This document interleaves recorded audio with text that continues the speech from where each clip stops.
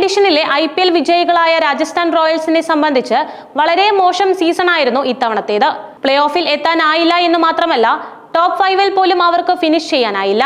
9ാം സ്ഥാനത്താണ് സഞ്ജു സാംസണും സംഘവും ഇത്തവണ ഫിനിഷ് ചെയ്തത്. പരിക്ക് കാരണം സഞ്ജുവിന് മുഴുവൻ മത്സരങ്ങളിലും കളിക്കുവാൻ സാധിക്കാതെ പോയതും ടീമിന്റെ ദൗർബല്യങ്ങളുമെല്ലാം റോയൽസിന്റെ പതനത്തിന് വഴിയൊരുക്കി. അടുത്ത വർഷത്തെ IPL-ൽ ശക്തമായ ഒരു തിരിച്ചുവരവിനായിരിക്കും റോയൽസ് ശ്രമിക്കുക. പക്ഷേ ഇത്തവണയുള്ള ടീമിനെ വെച്ച് അത് സാധിക്കില്ല. അടുത്ത മിനി ലേലത്തിൽ ചില താരങ്ങളെ ടീമിലെത്തിക്കാൻ റോയൽസ് ശ്രമിക്കേണ്ടതുണ്ട്. ആരൊക്കെയാണെന്ന് നമുക്ക് നോക്കാം. ഈ സീസണിലെ കണ്ടെത്തലായി മാറിയ വണ്ടർ കിഡ് വൈഭവ് സൂര്യവംശിയുടെ വരവോടെ രാജസ്ഥാൻ റോയൽസിന്റെ ടോപ്പ് 4 സെറ്റായി കഴിഞ്ഞു. അടുത്ത സീസണിൽ അഴിച്ചുപണികളൊന്നും ഇവിടെ ആവശ്യവുമില്ല. എന്നാൽ ഫിനിഷിംഗിൽ തിളങ്ങാൻ സാധിക്കുന്ന ചിലരെ റോയൽസ് കൊണ്ടുവന്നേ തീരൂ.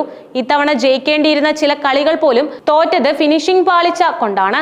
ന്യൂസിലാൻഡിന്റെ വെടിക്കെട്ട് താരവും ഓൾറൗണ്ടറുമായ ഗ്ലെൻ ഫിലിപ്സ് റോയൽസിന് നല്ലൊരു ഓപ്ഷനാണ്. നേരത്തെ റോയൽസ് ടീമിന്റെ ഭാഗമായിട്ടുള്ള ആൾ കൂടിയാണ് അദ്ദേഹം. പരിക്കു കാരണം ഫിലിപ്സിന് ഈ സീസൺ നഷ്ടമായിരുന്നു. എന്നാൽ അടുത്ത ലേലത്തിൽ ഫിലിപ്സിനെ തീർച്ചയായും പ്രതീക്ഷിക്കാം. ഫിലിപ്സിനെ കൂടാതെ റോയൽസിന് ടീമിൽ എത്തിക്കാവുന്ന മറ്റൊരു ഓൾറൗണ്ടർ കൊൽക്കത്ത നൈറ്റ് റൈഡേഴ്സിന്റെ വെങ്കടേഷ് അയ്യരാണ്. വൻ ഫ്ലോപ്പായ അദ്ദേഹത്തെ KKR ഒഴിവാക്കുമെന്ന് ഉറപ്പായിരിക്കുകയാണ് ഇപ്പോൾ. കഴിഞ്ഞ മെഗാലേലത്തിൽ 24 കോടിയോളം മുടക്കിയാണ് വെങ്കടേഷിനെ KKR തിരികെ വാങ്ങിയത്. പക്ഷേ താരം തീർത്തും നിറമങ്ങി. റോയൽസിന് 5-6 സ്ഥാനങ്ങളിൽ ഇറക്കാവുന്നയാളാണ് അദ്ദേഹം.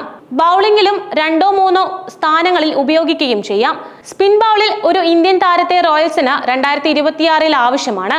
തങ്ങളുടെ മുൻ താരം കൂടിയായ വെറ്ററൻ ഓഫ് സ്പിന്നർ അശ്വിനെ അവർക്ക് നോട്ടമിടാം. നിലവിൽ ചെന്നൈ സൂപ്പർ കിങ്സിന്റെ ഭാഗമായി അദ്ദേഹത്തെ നിലനിർത്താൻ സാധ്യതയില്ല. വിരമിച്ചില്ലെങ്കിൽ അശ്വിനെ ലേലത്തിൽ ഉറപ്പായും കാണാം. അദ്ദേഹത്തിന്റെ അനുഭവ സമ്പത്ത് റോയൽസിന് 2026-ൽ മുതൽക്കൂട്ടായി മാറും. ഇടംകയ്യൻ സ്പിന്നറും ഓൾറൗണ്ടറുമായ വാഷിംഗ്ടൺ സുന്ദറാണ് റോയൽസിന് അടുത്ത സീസണിൽ വാങ്ങാവുന്ന മറ്റൊരാൾ. ഇത്തവണ ഗുജറാത്ത് ടൈറ്റൻസിനൊപ്പമായിരുന്നു അദ്ദേഹം. പക്ഷെ ചുരുക്കം ചില മത്സരങ്ങളിൽ മാത്രമേ വാഷിംഗ്ടണിനെ GT കളിപ്പിച്ചിട്ടുള്ളൂ. അടുത്ത വർഷം അദ്ദേഹത്തെ അവർ നിലനിർത്തുമോ എന്ന സംശയവുമാണ്. GT ഒഴിവാക്കിയാൽ വാഷിംഗ്ടണിനായി റോയൽസ് ഉറപ്പായും രംഗത്തിറക്കണം. റോയൽസിന്റെ പേസ് ആക്രമണവും അടുത്ത വർഷം ശക്തമാക്കിയേ തീരൂ. ജോഫ്ര ആർച്ചർ തന്നെയാവും പേസ് ബൗളിങ്ങിന് ചുക്കാൻ പിടിക്കുക. അദ്ദേഹത്തെ പിന്തുണയ്ക്കാൻ ഇടംകയ്യൻ പേസറും യോർക്കർ സ്പെഷ്യലിസ്റ്റുമായ T നടരാജിനെ റോയൽസ് റാഞ്ചണം. ഇത്തവണ ഡൽഹി ക്യാപിറ്റൽസ് വേണ്ടത്ര ഉപയോഗിച്ചില്ല. അവസരം ലഭിച്ചില്ല. മത്സരങ്ങളിലാവട്ടെ നട്ടു തിളങ്ങിയതുമില്ല. അതിനാൽ അദ്ദേഹത്തെ DC കൈവിട്ടേക്കുകയും ചെയ്യും. മറ്റൊരു പേസറായി യുവതാരം റാസിഖ്ദർ സലാമിനെയും ലേലത്തിൽ റോയൽസിന് വാങ്ങാൻ സാധിക്കും. ഇത്തവണ ഒരു മത്സരം പോലും കളിച്ചിട്ടില്ലാത്ത അദ്ദേഹത്തെ ഒഴിവാക്കാനൊരുങ്ങുകയാണ് റോയൽ ചലഞ്ചേഴ്സ് ബാംഗ്ലൂരു.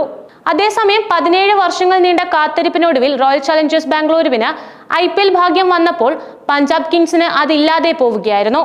ടൂർണമെന്റിൽ 2ാം തവണ മാത്രം ഫൈനൽ കളിച്ച പഞ്ചാബ് ഇത്തവണ ആ സ്വപ്ന കിരീടത്തിന് തൊട്ടരികെയായിരുന്നു. പക്ഷെ പിന്നീട് വെറും 6 റൺസിന് RCBയോട് അവർ കീഴടങ്ങുകയായിരുന്നു. ഈ തോൽവിക്ക് പഞ്ചാബ് നായകൻ ശ്രേയസ് അയ്യറും ബാറ്ററുമാണ് പ്രധാനമായും പഴി കേൾക്കുന്നത്. പക്ഷേ ഇവരൊന്നുമല്ല ടീമിന്റെ തോൽവിക്ക് പ്രധാന കാരണക്കാർ.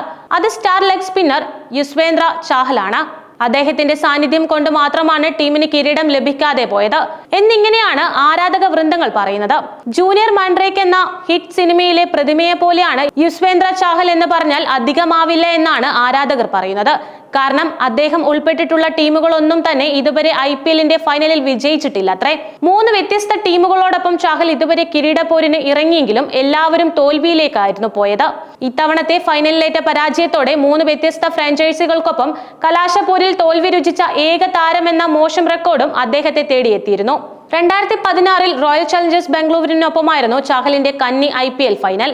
അന്ന് ടീമിനെ നയിച്ചത് വിരാട് കോഹ്ലിയുമായിരുന്നു.